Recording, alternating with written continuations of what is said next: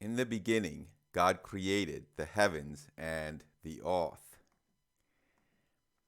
This is the Christian's answer to one of the most fundamental questions in philosophy and one of the essential elements in any worldview.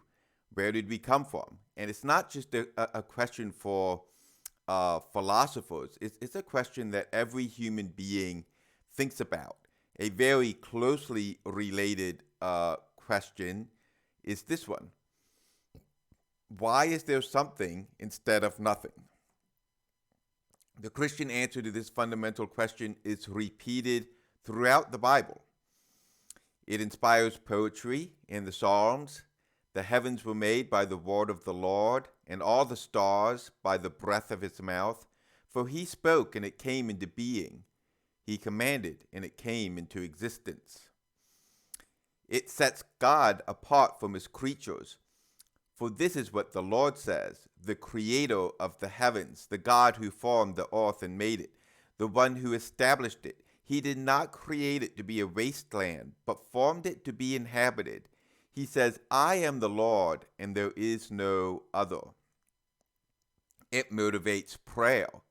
When they heard this, they raised their voices together to God and said, Master, you are the one who made the heaven, the earth, and the sea, and everything in them. And more. We'll come back to this at the very end of the video. But is it true? Is it true that God created the heavens and the earth in the beginning? Now, the heavens and the earth was Moses' way of saying the universe. That's how we would often say it today. And a little technical note. I'll try to be consistent and use the term universe to refer to the whole universe, including any multiverse, if there is one. I personally do not think there is, but if there is a multiverse, and use terms like our universe when I need to refer to it in contrast to a hypothetical multiverse. So the first verse of the Bible is based on the idea that the universe had a beginning, and this claim that the universe had a beginning is part of an ancient and common type of argument for God's existence. It is often called the cosmological argument. There are many forms of this argument. Now, when I think about evidence for God, I tend to think in more Bayesian types of ways of arguing rather than more deductive logic. But I'm not going to take time to explain the cosmological argument for God in Bayesian forms. For those who are already familiar with Bayes' theorem and how that type of thinking can influence our beliefs, you can take a look. You can pause the video and take a look at this.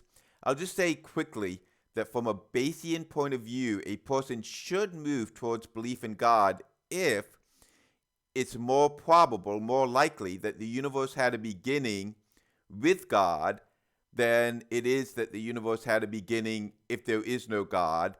And number two, if the universe had a beginning. Now, by the end of the video, I hope you will see how scientific discoveries over the last 100 years support these two elements. The fact that the universe has a beginning and that God is the most likely cause. Now, a more deductive form of this argument has two parts. In the first part is a purely deductive argument. In fact, it takes the form of a syllogism. And the second part it involves looking at evidence and choosing the best option between several possible causes. So here's the first part of the cosmological argument. One of the ways it's been stated. Some material from William Lane Craig helped me think about this part. Whatever begins to exist has a cause for its existence. Number two, the universe began to exist. Number three, therefore, the universe has a cause for its existence. Now, there's a second part to this argument. The first part doesn't even mention God, so how could it be by itself an argument for God? But I've never heard anyone who is familiar, who has studied this topic and the argument with part one. The second part involves choosing the cause that best fits with and explains the data. So there has to be some cause for the universe if it has a beginning. Something had to cause it. And what are the options? And then comparing those options and seeing which one is most likely. Now, the different options that are generally on the table, at least in terms of what scientists put forward, would be the multiverse, or we could say other universes, the laws of physics, and God. So we'll get to those causes in a little bit in the video. So scientific discoveries over the last 100 years support the idea that the universe has a beginning, and also can help us see why God is the best explanation. Next, I'll share a brief history of scientific thought and discovery related to whether or not the universe has a beginning. And I'm going to shift to full screen PowerPoint mode now. There we go. Okay. So, a large percentage of physicists and astronomers at the beginning of the 20th century assumed that the universe was eternal. So the beginning of the 20th century, remember, the 20th century means the 1900s. So we're talking about the end of the 1800s and then going into the early 1900s, 1900, 1910, 1920, that period of time. Many physicists and astronomers thought the universe was eternal. It never had a beginning. And if it never had a beginning, then there was no need to have a cause to explain how it got here. Now, why? Why did they believe this? It doesn't seem that they had any kind of real scientific type of evidence. It seemed to be more of a philosophical thing. Simon Singh, he has a PhD in particle physics from the University of Cambridge, and he wrote a book on the history of the Big Bang, and this is what he wrote concerning a possible explanation, or part of the reason that he thinks that many astronomers at the beginning of the 20th century assumed the universe was eternal. He wrote, "An eternal universe seemed to strike a chord with the scientific community because the theory had a certain elegance, simplicity, and completeness. If the universe has existed for eternity, then there was no need to explain how it was created, when it was created, why it was created, or who created it. Scientists were particularly proud that they had developed a theory of the universe that no longer relied on invoking God." Now, what happened next in this story is what we might call a cosmic shift in cosmology, and a combination of theoretical physics and observations from astronomy led eventually to the widespread adoption of the Big Bang Theory as the most likely description of our universe. The Big Bang Theory began to get support from Einstein's theory of general relativity. Now, Einstein did not immediately recognize that his theory of general relativity implied that the universe had a beginning, but it did show that the universe could very likely be either expanding or contracting. There was a term that showed up in one of Einstein's equations. We now call it the cosmological constant. And depending on the value of the cosmological constant, the universe might be contracting, getting smaller and smaller, in which case, in a finite time, it would all crunch together. Or it might be expanding, getting bigger and bigger. Now, if the universe is expanding, if it's getting bigger and bigger, this implies that the universe is not past eternal. this implies that the universe had a beginning. Because if the universe is getting bigger and bigger, then if you imagine it going back in time, it would be getting smaller and smaller until it gets all the way down to a point, what physicists call a singularity, and that would be the beginning of the universe, at least the beginning of our universe for sure. And in Einstein's theory of general relativity implied that this was likely, but Einstein made what he himself later called his greatest blunder. He was influenced by the majority view of his time, and he thought that the universe was eternal, and his theory was indicating that it wouldn't be eternal. But it turns out that if he picked a very precise value of the cosmological constant to perfectly balance the effect of gravity, then the universe would be neither expanding nor contracting. It would be balanced, and it could be eternal, it looked like. Now, Einstein had no empirical evidence, no observational data, no theoretical basis to pick that value that made the universe static, that made the universe, and he was thinking it could maintain the ideal of an eternal universe, but he just picked that number and put it into the equation, and later he realized it was a big mistake. Other scientists and mathematicians began to come up with different solutions for his equations and to study them, and they began to point out to Einstein that it wasn't going to work. That even, first of all, there was no reason for him to have picked that value, but even if that value was correct, the universe would be unstable. It would be like if you try to stand a pencil up on its tip and then let go of it. If you're super incredibly good at balancing, maybe it will stay there for a fraction of a second, but it's not stable. It's going to fall to one side or the other, even if it was initially balanced. And they said the same thing would be true with the universe, that even if it had this value, that the slightest perturbation would cause the universe, or at least sections of the universe, to begin to contract or to begin to expand. And once it began, it would do so more and more.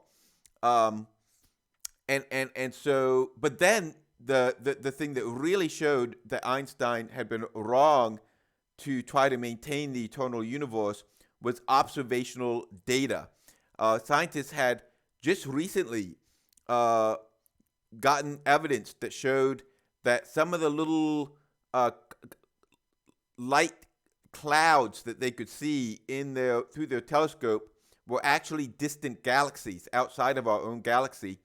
And then they went on to measure light from those galaxies, including the spectrum of the light that was being received. And they realized that the light was shifted in the red direction from distant galaxies, and that the farther the galaxy was away, the more the light was red shifted. Now, this red shift is a type of Doppler effect. When we hear about the Doppler effect, we normally think of sound. So, for instance, if a train is blowing its whistle and it's approaching you, the whistle will sound like it has a higher frequency, a higher tone when the train is coming towards you. And then as it passes you and moves away, it will sound like the frequency of the whistle drops and goes down. Well, and this has to do with the motion of the train in the sound waves it's making. Well, the same thing can happen with light. If something is moving fast enough, if it's moving at all, this happens, but usually the effect is so small it can't be noticed. But if something is moving really super fast, like these galaxies, some of these galaxies are, it actually makes the light look more red if the galaxies are moving away. If they had been moving towards us, it would have made the light look more blue. But and so Hubble realized in all of the galaxies, in every direction, galaxies were moving away from us. They were redshifted, and the farther away the galaxy was, the faster it was moving away from us. And Hubble and other scientists realized this was evidence that the universe is expanding. And an analogy that many people have used is think about a balloon. Imagine that before you blow up the balloon, you put some dots on it with a pen, a marker, and maybe each dot symbolizes a galaxy. And then you blow that balloon up. Well, all of the dots are going to get farther away from each other as the balloon expands. So this is if you think about the surface of the balloon expanding, the surface of the balloon is a two-dimensional picture of what's happening in a more complex way with the three-dimensional space of the universe expanding, causing all of the all of the galaxies to spread out. So this was observational data. There's a famous picture of Einstein going and looking through the telescope Hubble was using, and he came out and he admitted. He said, it's true. It looks like the universe is expanding. And he realized, and other scientists realized, that this implied that our universe was not past eternal, that it had a beginning. Because if you wind the clock, if you had like a video of the universe expanding, and you played that video in reverse, it would be shrinking, and eventually it would shrink back to a single point. Now, so based on this, the old ideal of an eternal universe was dropped. However, some scientists attempted to bring it back with a theory called the steady state universe, and Fred Hoyle was one of the scientists. There was a group of 3 scientists who came up with this theory, and they said, yes, the evidence is very strong. We agree the universe is expanding, but they said it's possible for an infinite eternal universe to expand forever. They thought that this was a possibility. Later we'll see that it's not. But and they said, we think what's happening is there was a problem though.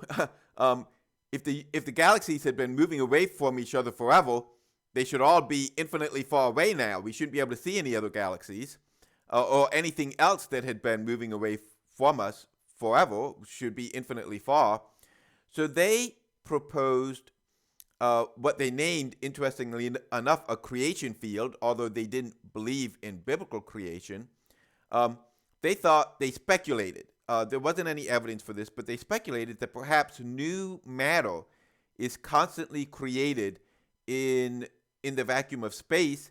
And so in between galaxies, as they spread out, more and more matter is created, and eventually enough matter is created that coalesces and forms a new galaxy.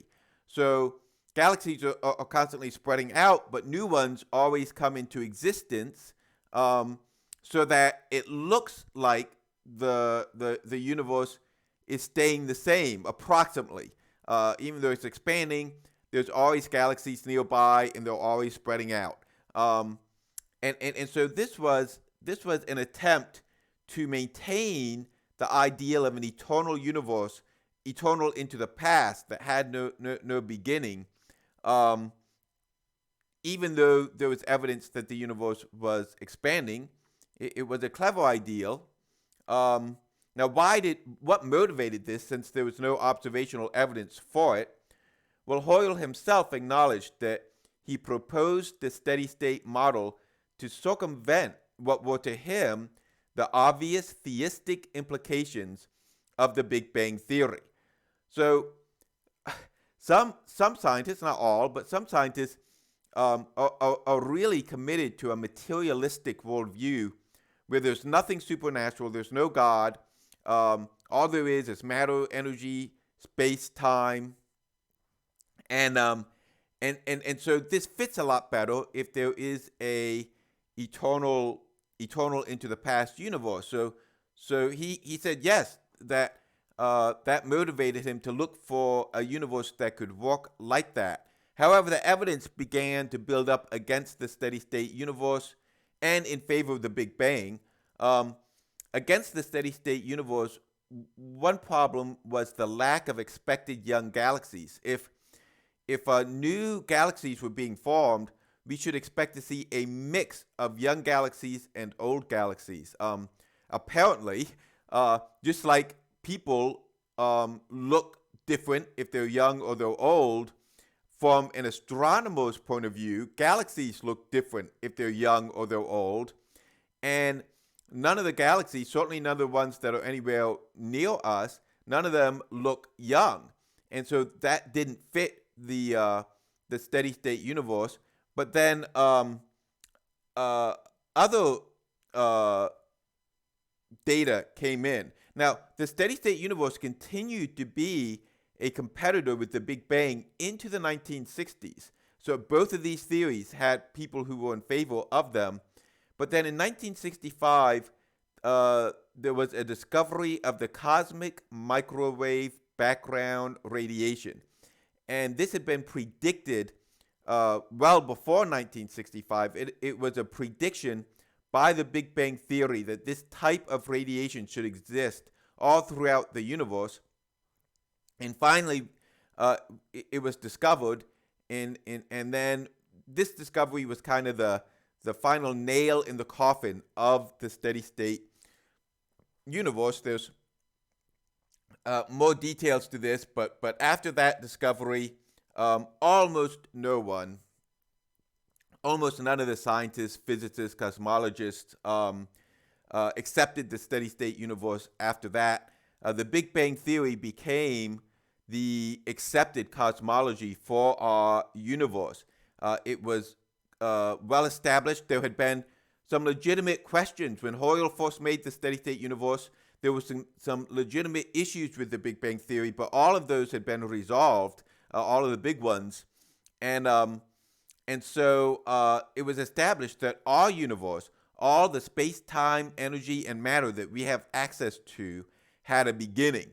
This would be not just everything that you can, go visit in your car. If science fiction became real and you had the spaceship Enterprise or some other spaceship that could travel faster than the speed of light, it would include everything you could visit, even in that kind of a spaceship. It would include everything you could see if you had a super powerful telescope, even if you had a telescope far more powerful than any telescope that we've ever had. It would include anything that we could in any way interact with, even if it was just the light coming to us from billions of years ago. Our universe, I think it's the only physical universe that exists. I think there's a realm of heaven where God and angels and stuff live, but our universe. But for those who believe in a multiverse, we could say the local universe or our bubble universe had a beginning, and this by the 1960s, this became widely accepted and very well established. There are a small number of scientists who still question the Big Bang Theory, and that's fine. It's good to constantly examine our beliefs, but it seems, and I'm convinced by the evidence, I think that the Big Bang Theory is basically correct. There are still a lot of details to work out, but I think the theory is basically correct. Now, the remaining three theories, there's three more theories that we're going to look at. The remaining three theories we will look at basically accept the Big Bang history of our universe, but propose other natural causes that include things outside our local universe as the cause for the beginning of the universe. In other words, scientific discoveries and theories in the early to mid 20th century give strong confirmation to part one of the cosmological argument. I don't think this should even be controversial. Let me say this again. Scientific discoveries and theories in the early to mid 20th century give strong confirmation to part one of the cosmological constant. Now, did the scientists themselves, or at least some of them, recognized the theistic implications of the Big Bang Theory being conformed. The fact that the Big Bang Theory was conformed to be true has theistic implications. They sure did. Yes, some of them did. Robert Jastrow was a self-described agnostic. So he doesn't have an axe to grind. He's not trying to prove that Christianity is true. He was a self-described agnostic and a PhD astrophysicist for the Goddard Space Center. He was a best-selling science author, and he understood the implications of the Big Bang Theory. Two quotes will illustrate this. Jastrow wrote, he said, astronomers now find they have painted themselves into a corner because they have proven by their own methods that the world began abruptly in an act of creation to which you can trace the seeds of every star, every planet, every living thing in this cosmos and on the earth. And they have found that all this happened as a product of forces they cannot hope to discover. That there are what I or anyone would call supernatural forces at work is now, I think, a scientifically proven fact. Well, I agree with him. Now, as I'm sure you know, not all other scientists do agree with him, but I think he was seeing the implications of the Big Bang Theory becoming the accepted theory with lots of evidence behind it. Now, he has an even more famous quote, and here it is. He's talking about, and I read the quote in context. You can Google it. You can research it. It's very clear that he's talking about the Big Bang Theory. The confirmation of the Big Bang Theory is an exceedingly strange development, unexpected by all but the theologians. They have always accepted the words of the Bible. In the beginning, God created heaven and earth. For the scientist who has lived by his faith in the power of reason, the story ends like a bad dream. He has scaled the mountains of ignorance. He is about to conquer the highest peak. As he pulls himself over the final rock, he is greeted by a band of theologians who have been sitting there for centuries. Wow, it kind of speaks for itself, doesn't it? Now, let me point out, he's talking about for the scientist, but really he's talking about the scientist who isn't just a scientist, but also, as is the case with many scientists, is a materialist. And materialism is not primarily a scientific view, it's a philosophical view that says that all there is space-time, energy, matter.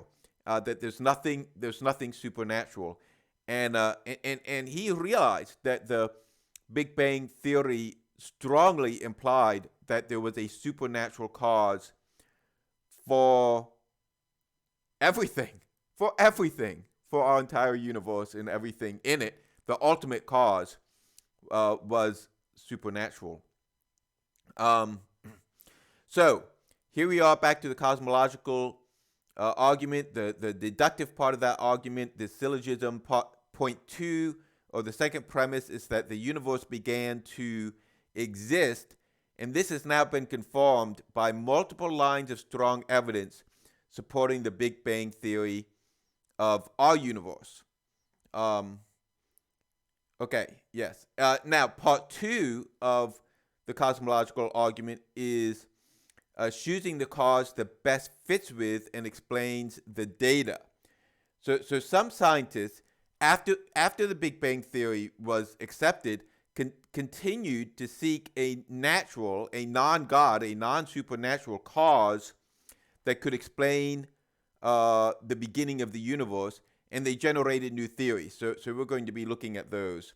And the main causes that have been put on the table in recent decades are other universes. We'll look at two versions of that, and then the laws of physics, and then the third one is, of course, the one I believe in, God. So the Big Bang Theory has been established. Let's look at 3 proposed non-supernatural explanations for the beginning of our universe. These explanations do not say that there was no Big Bang. They all accept the Big Bang, but they say there's something else that can explain it, and it's an attempt to explain it without God. So the first major theory, and there's more than three, but I'm picking the big three, probably the three that have received the most support, the most attention. Honestly, I'm not cherry picking three that are the easiest to explain or anything like that. It's just that the video would be hours and hours if I tried to explain, and also I would have to do even more research. I enjoyed researching this. I read books, I read articles, I listened to debates, I looked at material on both sides of this issue. But I want to keep this video to a reasonable length, so I picked the big three alternatives that have been put forward by materialists who are also scientists. And the first one was the oscillating universe. Now, what is the oscillating universe? The ideal of the oscillating universe is they say, okay, our universe is expanding, but maybe it will contract again. Maybe the expansion will slow down, and then it will start to contract and get smaller and smaller and smaller until it comes into a super tiny little ball, like a big crunch, and then it will expand back out again. So it's like it's bouncing. Imagine a ball, you drop it, and it's bouncing up and down. But in this case, the universe is expanding and contracting, expanding and contracting. And they say, not only do they say maybe it's expanding and contracting, but they say maybe it has been doing this forever. Eternally into the past, the universe has been expanding and contracting. And if that was true, then the universe would be its own cause. Each contraction would cause the next expansion, and it would be eternal into the past. It wouldn't have a beginning, so there would be no need to find any kind of a cause outside of the universe itself. However, evidence came in that showed that the oscillating universe is very, very unlikely to be correct. In 1984, MIT physicist Alan Guth demonstrated that an eternally oscillating or bouncing universe has problems with the second law of thermodynamics. So the second law of thermodynamics is a very broad law. Every physical process that you have ever seen with your eyes, the second law of thermodynamics is at work. It's a very basic law of physics, and it can explain. It's part of the reason that when you drop that ball, it doesn't keep bouncing forever. Even though the total energy in the system, if the system includes the ball, the floor, the air it moves through, even though the total amount of energy stays the same, the energy isn't lost or created in the system. The ball bounces less and less high, and it's because in any physical process in a closed system, in the universe would certainly be a closed system, then any physical process, it doesn't change the total energy, but it changes the total amount of energy that is available to do something, to do work. And so eventually the universe would reach a point where the energy was all spread out perfectly smoothly, and it couldn't do anything. And he said, yeah, sure, the universe could bounce, but it couldn't keep bouncing forever because it would have less and less available energy to bounce. So the bounces would get shorter and shorter, smaller and smaller. And so if he was correct, and it seems likely that he was, then you could have an oscillating universe, but you could not have an eternally oscillating universe. But then other data has come in that indicates that the universe isn't oscillating at all. So in 2011, two groups of scientists, it was a total of three men, two men co-led one group and one scientist led the other, received the Nobel Prize for independently discovering that the expansion of the universe is accelerating. The discovery was made before 2011, but usually it's several years after a discovery before the Nobel Prize is given. I think one reason for that is they're waiting to make sure that the discovery checks out. And this discovery did check out. And by looking at distant galaxies and some stars that, when they have a certain type of explosion, always have the same amount of luminosity. They always shine equally bright if you were the same distance from them. By looking at that and comparing that to the redshift, these really smart scientists figured out that not only is our universe expanding, spreading out, but it's expanding at a faster and faster rate. So that a billion years from now, the universe will still be expanding, but it will be expanding even faster than it is now. And this strongly implies that our universe is never going to contract. It's going to keep spreading out. Eventually, it will spread out so much that galaxies will cease to exist, and there'll be the heat death of the universe, and if the universe kept going that long. And so this rules out any oscillating universe at all. Certainly, it rules out our universe being part of any oscillating universe system. So that universe was eliminated as an option. The second option, which still believes that the Big Bang is a correct description of our universe, but seeks to find a cause, a natural cause, outside of our universe. All of these three involve things outside of our universe that cause our universe. In the oscillating universe, it would have been the previous universe is outside of our universe in time. In this case, it's an inflation field with a multiverse.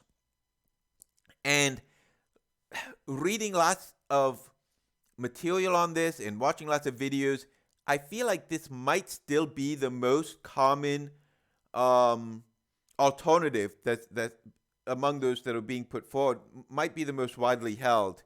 And the ideal is that outside of our universe, or that our universe is part of a massive inflation field that is much bigger than just our little bubble universe. Our universe is just a little speck in it. And as this field continually expands forever, little universes, little compared to the field, little means our whole universe, billions of light years across, universes pop into existence. And when they pop into existence, they start to expand themselves. And not only, now that by itself wouldn't explain the cause of everything. But some scientists said, well, we think that that even though our universe is not past eternal, they said we think maybe this inflation field that produces lots, and when I say lots, a lot more than trillions, a lot more than quadrillions. It creates an inconceivably huge number of these bubble universes. They say we think that this thing might be eternal into the past. And if that's true, there would be an infinite number of little universes like the one that we live in, and this is called the multiverse. Now, let me point out that there's no observational evidence for this, and it's fairly likely that there never could be, because it involves something outside our universe, and we can't see outside of our universe. And none of our detectors can detect things outside of our universe. And there's a good likelihood that we never will. It's not like if we made a bigger telescope, we would be able to see outside of our local universe. No matter how big a telescope we made, we would never be able to see outside of our own universe. Whether or not any type of instrument would ever be able to detect anything from outside our universe, it seems unlikely. But maybe not impossible. But this is a very speculative theory. It's not based on observational data, that's for sure. It's motivated by a desire to find a non-God cause for the universe, but evidence has come in against it also. And probably the most decisive piece of evidence against this ideal of an eternal inflation field producing a multiverse is called the Bgv Theorem. You can Google this. There's a lot on it. In 2003, three really smart scientists and mathematicians named Bord, Guth, and Vilenkin showed that any realistic expanding universe, multiverse, cannot be past eternal. And it's a very complex theorem, and it's based on showing that any expanding universe that was eternal in the past would end up violating Einstein's theory of special relativity. Now, Stephen Meyer has a good section on this in his book, The God Hypothesis, and it has a good explanation of how this works. But it's complicated. I had to read it several times over and over, and I looked at some other material on it also, and it started to sink in. But as far as I can tell, this theorem is widely accepted as correct. I don't see scientists saying, oh, these guys made a mistake in their math, or they made a mistake in their physics. They try to find ways around it, but they haven't been able to find any ways around it. So the theorem doesn't rule out the possibility of an inflation field, and it doesn't rule out the possibility of a multiverse, but it does rule out any multiverse being past eternal. So if there is a multiverse, all it would mean is that the whole system had to have a beginning, and that would still require a cause outside of the whole system. It would still point to the possibility of God being the cause. So when I put a line through this, I'm not saying we know for sure that there's not a multiverse. I'm saying that the evidence indicates that the multiverse cannot serve as the ultimate explanation for where everything came from. So there's one more that we want to look at. Thanks for hanging in there. Quantum cosmology. Now this one is also very complex. Again, Stephen Meyer's book has an excellent explanation of some parts of quantum theory, and then how that is applied to quantum cosmology. This is also very speculative. But some theories that prove to be true began as speculative theories. So that doesn't mean in and of itself it's wrong. Just realize there's not any observational data that motivated this. This is very theoretical and speculative. Stephen Hawking, he's one of the people who promoted this, and there's different versions of it, but they're all similar in some ways. So Hawking wrote in a book, and Meyer quotes from him. He wrote, because there is a law such as gravity, the universe can and will create itself from nothing. And, lest anyone miss the point, he went on to write, it is not necessary to invoke God. So please don't think that all scientists are only focused on science and don't care about theology or worldviews or philosophy. No, some of them do care a lot about those things, and those things motivate the scientific theories they come up with, and that certainly seems to be the case with Stephen Hawking. He is looking for a theory that shows that God is not necessary. Now, once again, there are some problems with this kind of ideal, and the explanation of how they think this might work, again, is quite complex, and I've read material on it, and it's starting to make sense to me what they're saying, what they're claiming. But boy, it would be like a lot of video time to try to explain it. So I'm just going to use this little simple explanation from Hawking, but I'm going to discuss some problems with it.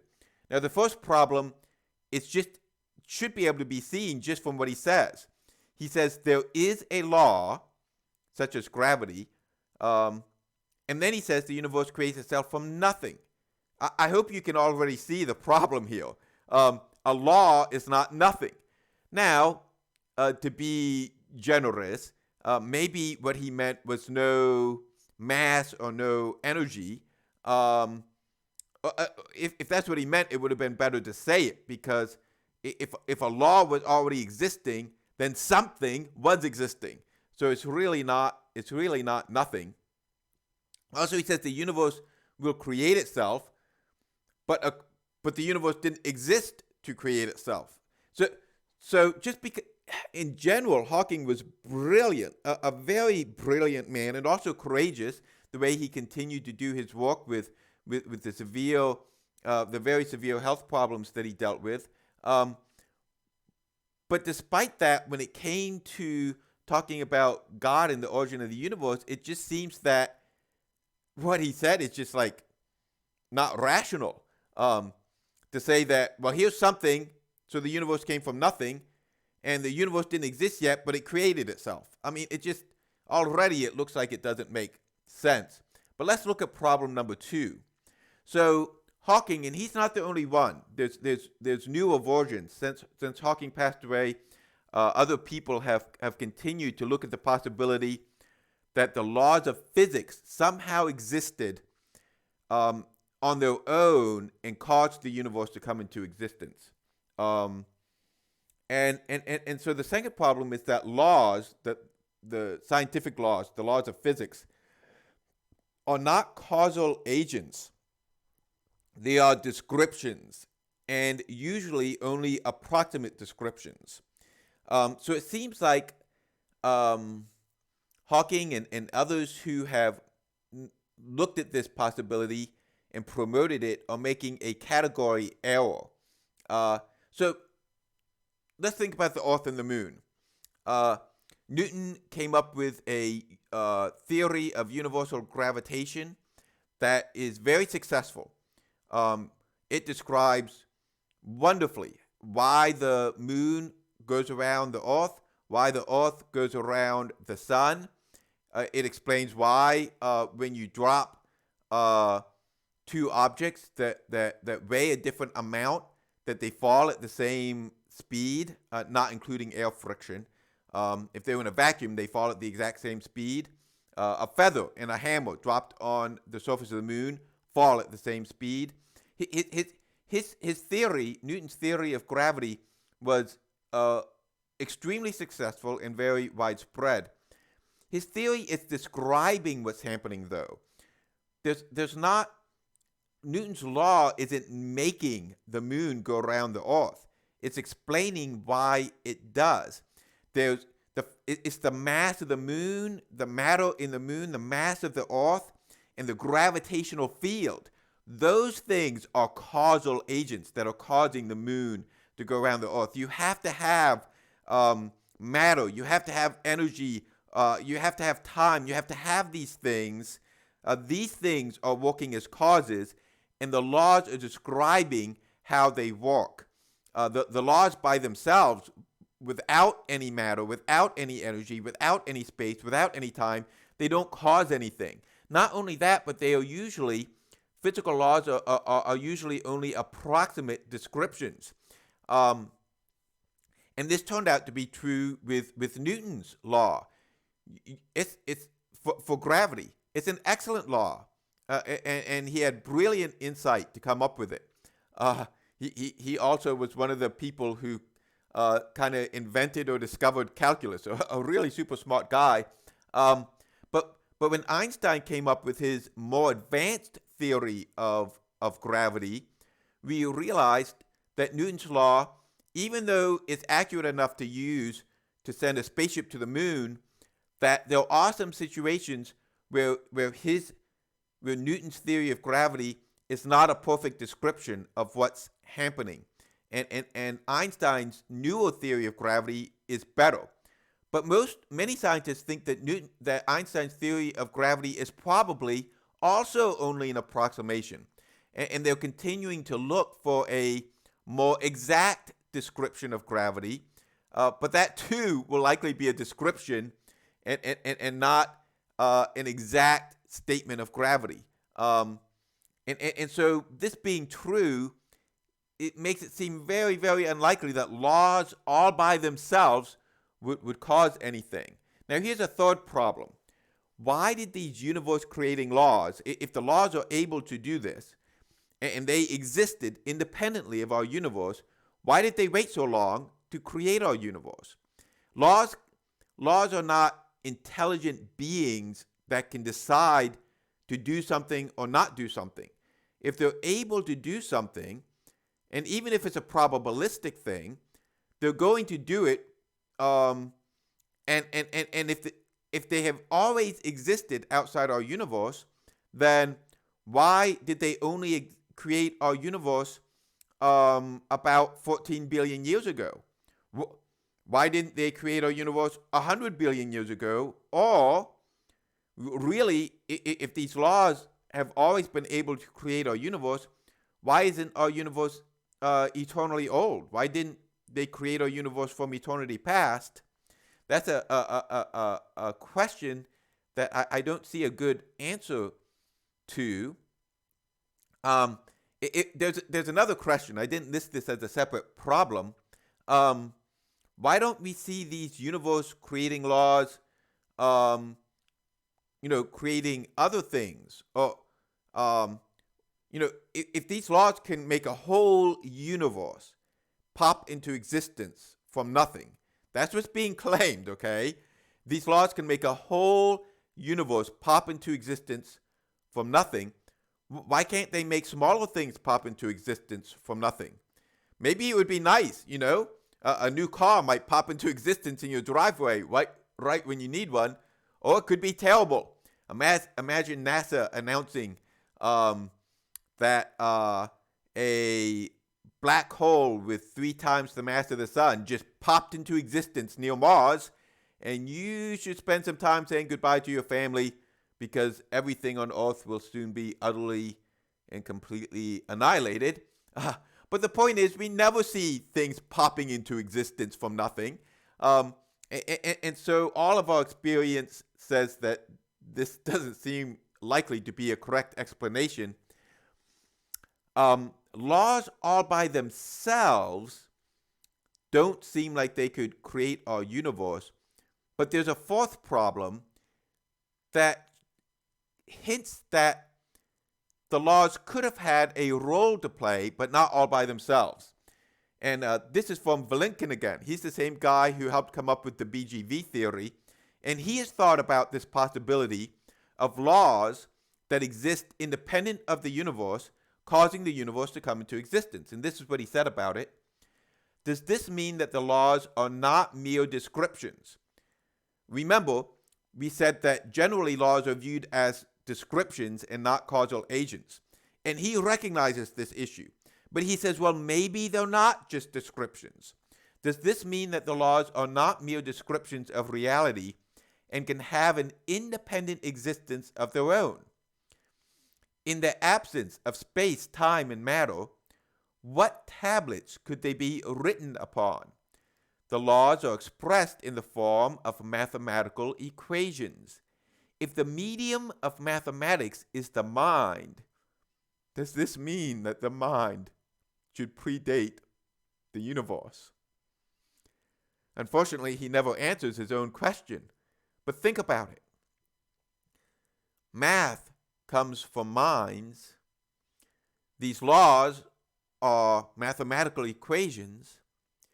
Maybe the laws could create a universe, but they would need to exist in a mind that existed logically prior to and outside of all space, time, and matter. A mind that was so powerful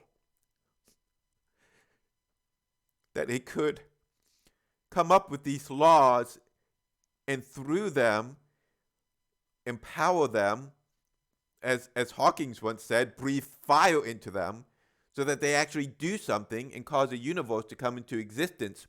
And a mind, all the minds we know belong to personal agents. A person can decide if and when to do something they are capable of doing.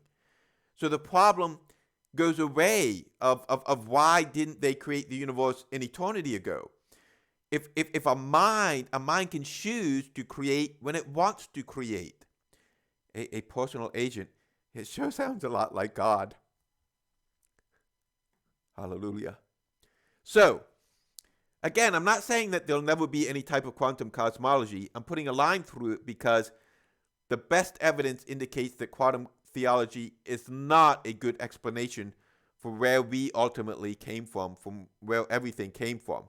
So going back to the cosmological argument, the universe began to exist. This is confirmed by multiple lines of strong evidence supporting the Big Bang theory for our universe. And then what are the causes that best fit with and explain the data? Other universes, whether a universe that came before ours, like the Oscillating Universe theory, that's been ruled out as extremely unlikely based on what we know from science. The laws of physics could play a role, but not by themselves. They would need something like a mind existing outside and before our universe existed, a mind to where those laws could exist and they could choose to use those laws as part of what brought the universe into existence. And that leads, as the best explanation, God. Right now, God is by far the best explanation for the origin of the universe. Now, some people will seize on the fact that I said right now, and that's true. I think we should be open to updating our views based on new evidence. But let me point out, this is not just true for God being the best explanation for the universe. It's true for all kinds of things. For instance, right now, the Big Bang theory is the best cosmological model for our universe. But there's so much evidence for it that most scientists believe that it's true. I think the same situation is true with the cosmological argument supporting God. I think right now the best scientific evidence strongly points in the direction that the cosmological argument is does provide very strong evidence that God created everything. When I say God, I realize that the cosmological argument by itself does not prove that it is specifically the Christian God, but a God-like being that had tremendous power, super intelligence, was ancient, eternally existed himself. It sounds like the God of the Bible. Okay. Remember, God is not some kind of an ad hoc theory. Remember, there are multiple other types of evidence for God. The cosmological argument, bolstered by scientific discoveries over the last 100 years, just adds to the mountain of God evidence. Now, I have a few more prayerfully, hopefully interesting, helpful thoughts before I finish. Hang in there. I think these are really worthwhile. So I'm going to go back to split screen now for these final thoughts. And I highly recommend this book. Like I said, I looked at a lot of different type of resources from different viewpoints on the issue of the cosmological argument and the scientific evidence related to it. If I had to recommend one, and this is written in favor of belief in God, it would be this one by Stephen Meyer. The cosmological argument is not the only thing he addresses in this book. He addresses three broad areas of science, the same three that I've addressed in my video series, that all point to God. But this book is extremely well written. It came out this year, so it's up to date, and it's very insightful. So I highly recommend it. A little bonus section. In addition to telling us that the universe had a beginning, the Big Bang theory tells us that our universe has expanded a lot.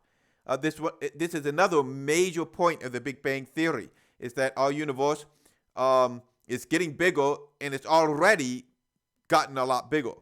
There is an interesting connection between the expansion of the universe and some, admittedly poetic, language describing God creating the universe. I'm not saying that this means that God was describing the Big Bang in scientific terms in the Bible.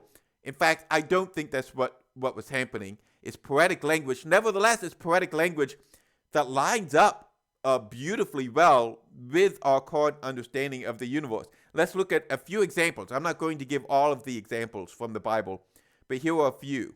Job said, he, talking about God, he alone stretches out the heavens and treads on the waves of the sea. He makes the stars, the Bear, Orion, the Pleiades, and the constellations of the southern sky. He does great and unsearchable things, wonders without number. And the stretching out of the universe is connected with the creation of stars, just like it is in our current understanding of cosmology. Isaiah also talks about this. God is speaking through Isaiah here. It is I who made the earth and created mankind on it. My own hand stretched out the heavens. I marshaled their starry hosts. That was God speaking through Isaiah. The prophet Zechariah, a pronouncement, the word of the Lord concerning Israel, a declaration of the Lord, who stretched out the heavens, laid the foundation of the earth, and formed the spirit of man within him. And then back to Isaiah, but you have forgotten the Lord, your maker, who stretched out the heavens and laid the foundations of the earth. Now, at the beginning of this video, I pointed out that the claim that God created the universe is repeated throughout the Bible. It inspires poetry. I already showed these Bible verses. It inspires poetry. It sets God apart from his creatures, and it motivates prayer. And now I would like to add one more. It is one of the reasons we worship God. In the book of Revelation, God gave the Apostle John a vision. And in this vision, he sees multitudes praising God. And this is one of the reasons they're praising God. This is what they are saying. Our Lord and God, you are worthy to receive glory and honor and power, because you have created all things, and by your will they exist and were created.